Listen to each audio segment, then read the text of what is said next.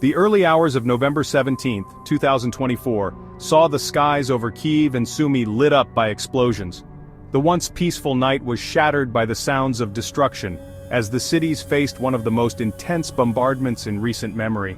Russia had launched a wave of drone attacks targeting critical infrastructure in these Ukrainian cities. Power plants, communication hubs, and transportation networks were among the primary targets, aiming to cripple the daily life and resilience of the Ukrainian people.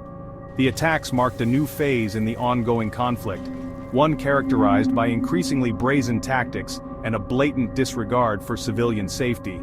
The streets were filled with panic as residents scrambled for cover, their lives upended by the relentless assault. Ukrainian forces, however, were prepared.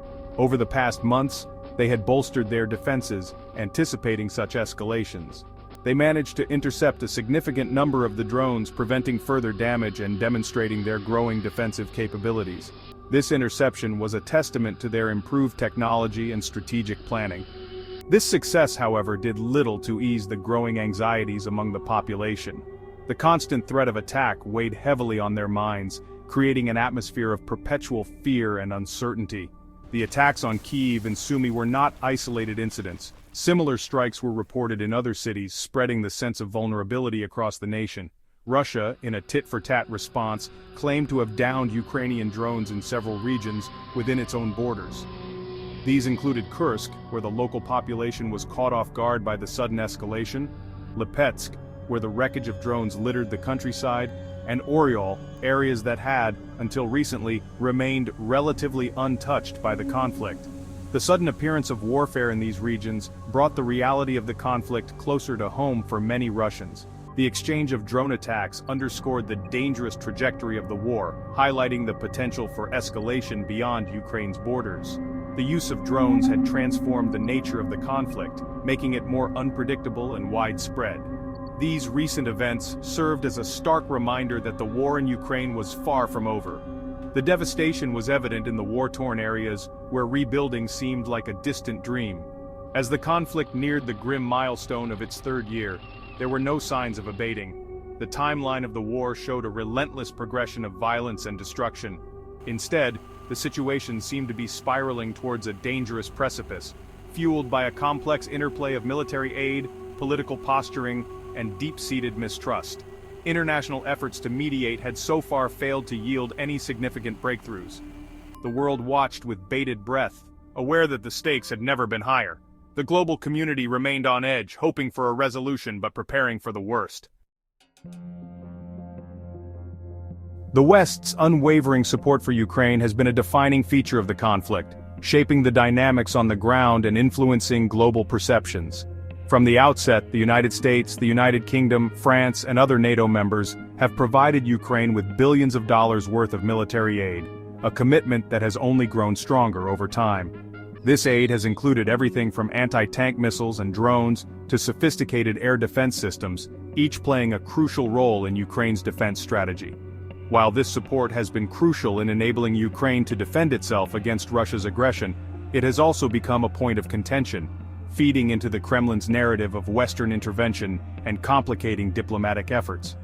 Russia views the West's provision of long-range weaponry in particular as a direct threat to its security, arguing that these advanced systems could be used to strike deep into Russian territory.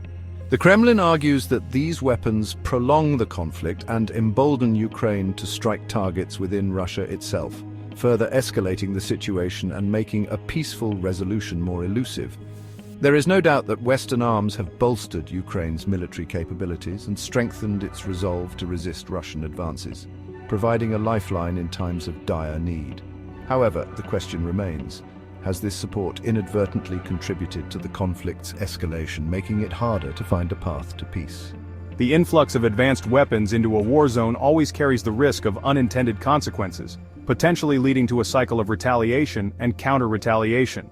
While the West maintains that its support is purely defensive, intended to help Ukraine protect its sovereignty and territorial integrity, the reality on the ground is often more complex. The Kremlin sees it differently, interpreting these actions as aggressive moves designed to weaken Russia's strategic position. From Moscow's perspective, the West is not a neutral actor but rather an active participant in the conflict, fueling the flames of war and pushing the two sides further apart, making reconciliation seem like a distant dream. This perception has had a profound impact on the Kremlin's decision-making, leading to a more aggressive military posture and a hardening of its stance towards the West, setting the stage for a prolonged and potentially more dangerous conflict. From the outset of the conflict, the Kremlin has framed the West's involvement as a deliberate act of aggression against Russia, portraying it as a calculated move to undermine Russian sovereignty and destabilize the region. This narrative, deeply rooted in historical grievances and a sense of encirclement by NATO, has been a recurring theme in Russian political discourse for decades. It has been used to justify the invasion of Ukraine, painting the conflict as a defensive measure against Western encroachment.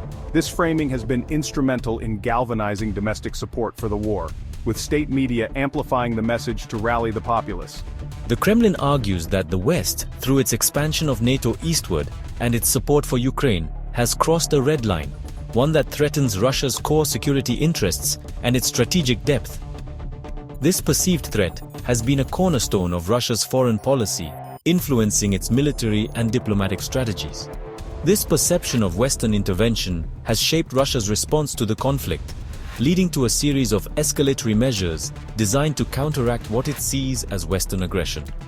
These measures have included not only military actions but also a range of other tactics aimed at destabilizing Ukraine and deterring further Western involvement. The Kremlin has repeatedly warned the West against supplying Ukraine with long-range weapons, viewing such actions as direct participation in the conflict and a significant escalation. The provision of advanced weaponry to Ukraine is seen as a direct threat to Russian forces and a provocation that could lead to a broader confrontation. In response to what it perceives as Western provocations, Russia has not only intensified its military campaign in Ukraine, but has also resorted to other forms of retaliation, including cyber attacks, economic warfare, and nuclear saber-rattling.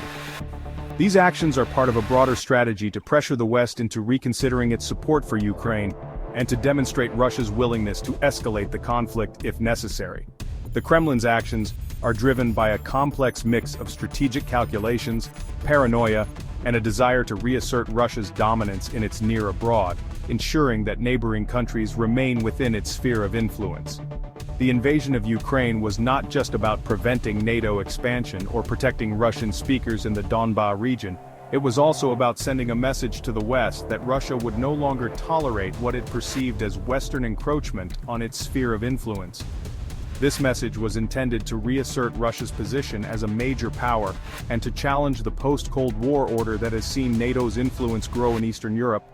Ultimately, the conflict in Ukraine is a manifestation of broader geopolitical tensions, with Russia seeking to redefine its role on the global stage and to push back against what it sees as Western dominance. The central Ukrainian city of Dnipro, a vital industrial hub and transportation center, has become a focal point of Russia's escalating aggression. In recent months, the city has been subjected to a series of devastating missile attacks, targeting critical infrastructure, residential areas, and industrial facilities. These attacks have resulted in significant civilian casualties and widespread destruction, highlighting the indiscriminate nature of Russia's military campaign. One particular incident sent shockwaves through the international community. Reports emerged that Russia had launched an intercontinental ballistic missile, or ICBM, towards Dnipro, marking the first time such a weapon had been used in the conflict. While the target was allegedly an industrial facility, the use of an ICBM, a weapon with the capacity to carry nuclear warheads, raised serious concerns about the potential for further escalation. The attacks on Dnipro and the alleged use of an ICBM underscore the dangerous trajectory of the conflict. They demonstrate Russia's willingness to escalate its use of force, even at the risk of triggering a wider confrontation. The targeting of civilian infrastructure in Dnipro also raises questions about whether Russia is deliberately employing a strategy of attrition, aiming to break Ukraine's will to fight by inflicting maximum pain and suffering on its population. The conflict casts a long shadow over Europe.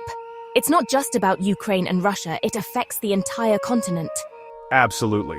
The geopolitical implications are vast, influencing everything from energy policies to security alliances. Yes, and the longer it continues, the more unpredictable the outcomes become for all of us. Indeed, Europe is at a crossroads, facing challenges that could reshape its future in profound ways. The situation has undoubtedly put the world on edge. The stakes are incredibly high and the international community is watching closely. The conflict has far-reaching implications, affecting not just the immediate region but global stability as well. Diplomatic efforts are ongoing, but finding a path to peace is proving to be a complex challenge. We must consider all possible avenues to de-escalate the situation.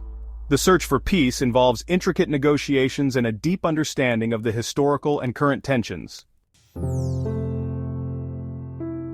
To truly grasp the conflict, one must look at the historical context and the geopolitical dynamics at play. This is not just a recent development, but the result of long-standing issues. Understanding the roots of the conflict is essential for any meaningful resolution. It requires a thorough examination of the past and present circumstances. The impact on everyday lives has been devastating. Families are torn apart, and communities are struggling to cope with the ongoing violence. The human toll of the conflict is a tragedy for both nations, leaving deep scars that will take generations to heal.